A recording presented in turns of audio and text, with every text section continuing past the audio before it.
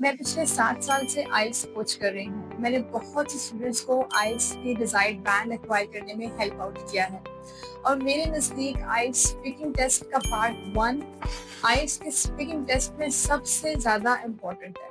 उसकी 3 अहम रीजंस हैं। पहली बात तो ये कि आपकी इंग्लिश एबिलिटी का एग्जामिनर पर पहला इंप्रेशन होता है और हम सबको पता है कि first impressions are always very important.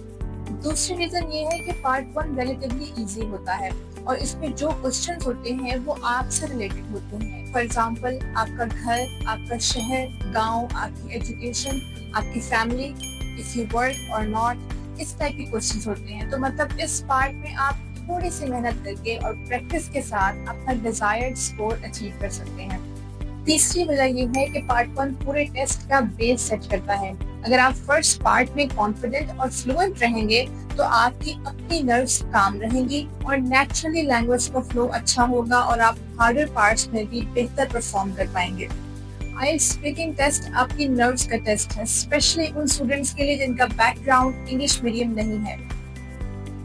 आज की इस वीडियो में हम 3 ऐसे टिप्स देखेंगे जिनको फॉलो करके आप आइल्स स्पीकिंग पार्ट 1 में बेहतरीन तरीके से परफॉर्म कर पाएंगे। सिंपल, शॉर्ट और नेचुरल आंसर्स। आपने स्पीकिंग टेस्ट पार्ट 1 में इजी और सिंपल वोकैबुलरी यूज करनी है। पार्ट 1 में कोई बड़े बड़े मुश्किल वर्ड्स यूज नहीं करने, कोई भाषण नहीं देना, कोई फ्लावरी लैंग्वेज नहीं यूज करनी। फ्लावरी लैंग्वेज ऐसी लैंग्वेज को कहते हैं जिसमें आप शायराना अंदाज में बात करते हैं, बहुत अदबी अंदाज में बात करते हैं। I live in Lahore. Lahore stands as a timeless city where history lingers in its grand monuments. The aroma of spicy street food fills the air, and the bustling bazaars echoes of emperors and poets. ऐसा कुछ नहीं करना। अच्छा, अब इसमें 2 चीजें हैं। अगर तो आपका बैकग्राउंड इंग्लिश मीडियम है तो आपको कोई एक्स्ट्रा वोकैबुलरी की लिस्ट याद करने की जरूरत नहीं है। Just use the active vocabulary you already have. अपनी वोकैबुलरी को प्रैक्टिस करें, जो आपके पास पहले से वर्ड्स और वोकैबुलरी मौजूद है। That would be sufficient to perform well in the part 1 of the test. अगर आपका बैकग्राउंड इंग्लिश मीडियम नहीं है तो आपने लर्न करना है कि आपने सिंपल तरीके से, सिंपल वोकैबुलरी को यूज करके किस तरह से अपने आइडियाज को इंग्लिश में कन्वे करना है। बहुत से स्टूडेंट्स ये गलती करते हैं कि जब वो इंग्लिश स्पीकिंग टेस्ट की प्रिपरेशन स्टार्ट करते हैं तो वो हैवी वोकैबुलरी जैसे जीआरई के वर्ड्स या सैप के वर्ड्स डाउनलोड करके उनको याद करना शुरू कर देते हैं। इससे प्रॉब्लम ये आता है कि जब वो बड़े बड़े वर्ड्स याद करके उसको नेचुरली बोलने की कोशिश करते हैं और उनको जबरदस्ती फिक्स करने की कोशिश करते हैं तो वो बहुत अननेचुरल लैंग्वेज हो जाती है और that is not what we want. We want to tell the examiner that we can speak fluently and confidently in English naturally, ना कि उसको ये इंप्रेशन जाए कि हमने आंसर्स याद किए हैं। इसकी एग्जांपल देखते हैं। I was born and raised in Lahore. I have lived here all my life with my parents and my siblings. We have switched a lot of houses, but it was always in the same city. जितना आप अपनी vocabulary को simple रखेंगे उतना ही आप naturally बोल पाएंगे।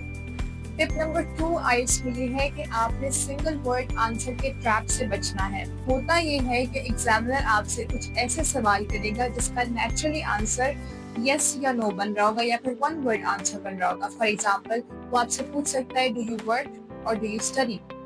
तो आपने सिर्फ आई स्टडी या आई वर्क कह के खामोश नहीं हो जाना, बल्कि आपने कंप्लीट सेंटेंस में उसको जवाब देना है। I graduated in the spring of 21 and ever since I have been working at this small NGO as a communications manager.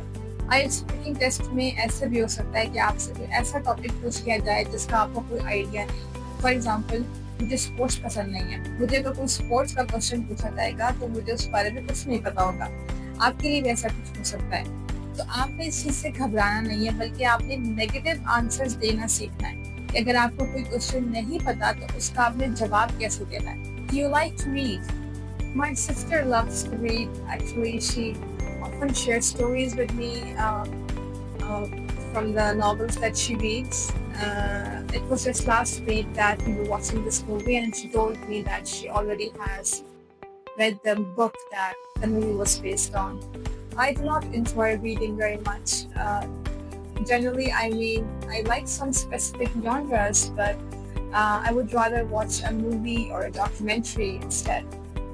ये 3 छोटे-छोटे टिप्स हैं जो आपकी इंग्लिश स्पीकिंग की गेम बदल सकती हैं, आपका ओवरऑल बैंड स्कोर इम्प्रूव कर सकती हैं। इनकी डेली प्रैक्टिस करें और 7+ band won't be a problem for you.